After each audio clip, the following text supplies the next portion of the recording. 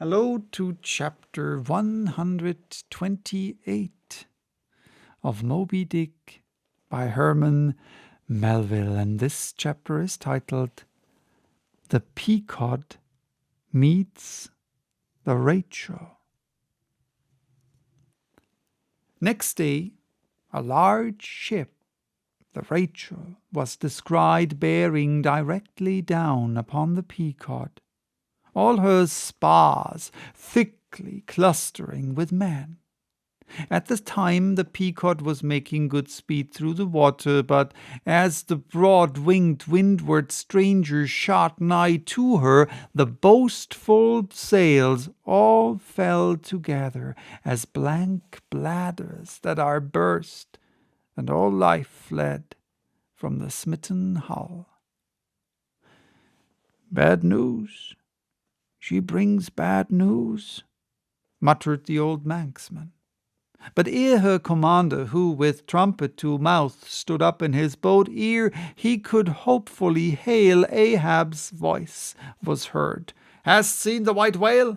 "Aye, yesterday. Have ye seen a whaleboat adrift?" Throttling his joy, Ahab negatively answered this unexpected question, and would then have fain boarded the stranger, when the stranger captain himself, having stopped his vessel's way, was seen descending her side. A few keen pulls, and his boat-hook soon clinched the Pequod's main chains, and he sprang to the deck. Immediately he was recognized by Ahab for a Nantucketer he knew, but no formal salutation was exchanged. "Where was he? Not killed, not killed!" cried Ahab, closely advancing. "How was it?" It seemed that somewhat late on the afternoon of the day previous, while 3 of the stranger's boats were engaged with a shoal of whales which had led them some 4 or 5 miles from the ship, and while they were yet in swift chase to windward, the white hump and head of Moby Dick had suddenly loomed up out of the blue water, not very far to leeward, whereupon the 4th rigged boat, a reserved one, had been instantly lowered in chase. After a keen sail before the wind, this 4th boat, the swiftest keeled of all, seemed to have succeeded in fastening, at least as well as the man at the masthead could tell anything about it. In the distance he saw the diminished dotted boat, and then a swift gleam of bubbling white water, and after that nothing more, whence it was concluded that the stricken whale must have indefinitely run away with his pursuers, as often happens. There was some apprehension, but no positive alarm as yet. The recall signs were placed in the rigging. Darkness came on, and forced to pick her up her 3 far to windward boats, ere going in quest of the 4th one in the precisely opposite direction. The ship had not only been necessitated to leave that boat to its fate till near midnight, but for the time to increase her distance from it.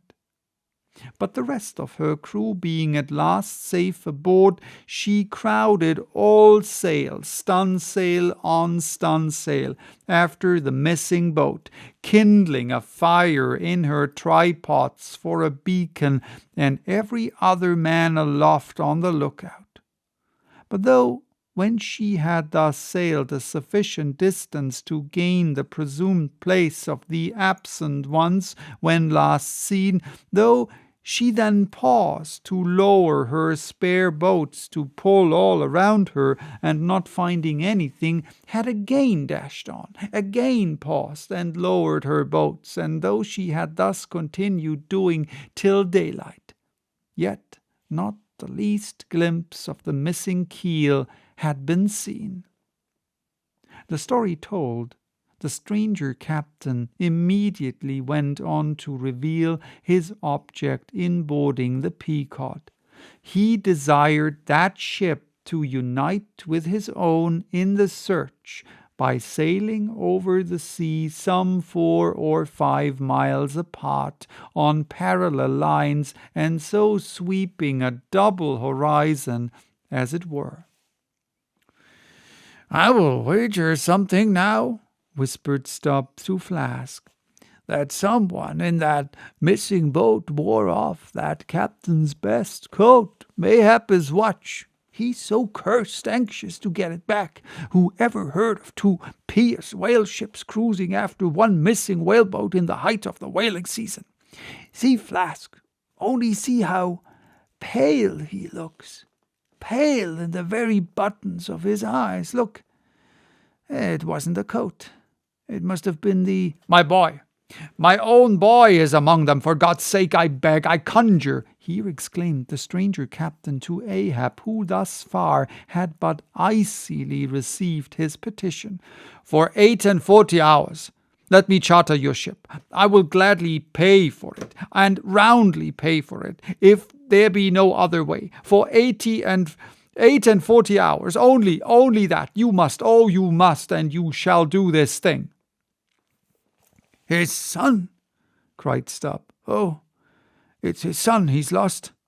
I take back the coat and watch. What says Ahab? We must save that boy."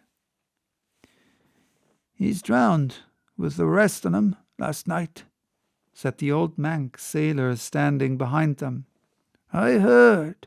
All of ye heard their spirits." Now, as it shortly turned out, what made this incident of the Rachels the more melancholy was the circumstance that not only was one of the captain's sons among the number of the missing boat's crew, but among the number of the other boat's crews at the same time. But on the other hand, separated from the ship during the dark vicissitudes of the chase, there had been still another son, as that for a time the wretched father was plunged to the bottom of the cruelest perplexity, which was only solved for him by his chief mates instinctively adopting the ordinary procedure of a whale ship in such emergencies, that is, when placed between jeopardized but divided boats, always to pick up the majority first. But the captain, for some unknown constitutional reason, had refrained from mentioning all this, and not till forced to it by Ahab's iciness did he allude to his one yet missing boy, a little lad but 12 years old, whose father, with the earnest but unmisgiving hardihood of a Nantucketer's paternal love, had thus early sought to initiate him in the perils and wonders of a vocation almost immemorially the destiny of all his race. Nor does it unfrequently occur that Nantucket captains will send a son of such tender age away from them for a protracted 3 or 4 years' voyage in some other ship than their own, so that their first knowledge of a whaleman's career shall be unenervated by any chance display of a father's natural but untimely partiality or undue apprehensiveness and concern. Meantime, now the stranger was still beseeching his poor boon of Ahab, and Ahab still stood like an anvil, receiving every shock, but without the least quivering of his own. "I will not go," said the stranger, "till you say aye to me. Do to me as you would have me do to you in the like case. For you too have a boy, Captain Ahab, and though but a child and nestling safe at home now, a child of your old age too. Yes, you relent, I see it. Run, man, now, and stand by to square in the yards." "Avast," cried Ahab, "touch not a rope yarn." Then, in a voice that prolongingly moulded every word, "Captain Gardiner, I will not do it. Even now I lose time. Goodbye. God bless ye, man, and May I forgive myself, but I must go. Mr. Starbuck, look at the binnacle watch, and in 3 minutes from this present instant warn off all strangers, then brace forward again, and let the ship sail as before." Hurriedly turning with averted face, he descended into his cabin, leaving the strange captain transfixed at his unconditional and utter rejection of this so earnest suit. But starting from his enchantment, Gardiner silently hurried to the side, more fell than stepped into his boat, and returned to his ship. Soon the two ships diverged their wakes, and long as the strange vessel was in view, she was seen to yaw hither and thither at every dark spot, however small, on the sea. This way and that her yards were swung around, starboard and larboard she continued to tack. Now she beat against a head sea, and again it pushed her before it, while all the while her masts and yards were thickly clustered with men, as 3 tall cherry trees when the boys are cherrying among the boughs.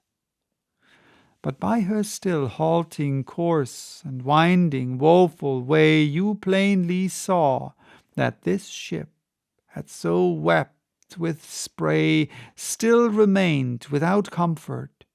She was Rachel, weeping for her children, because they were not. So that was chapter 128. Bye-bye. Till next time with chapter 129, titled The Cabin.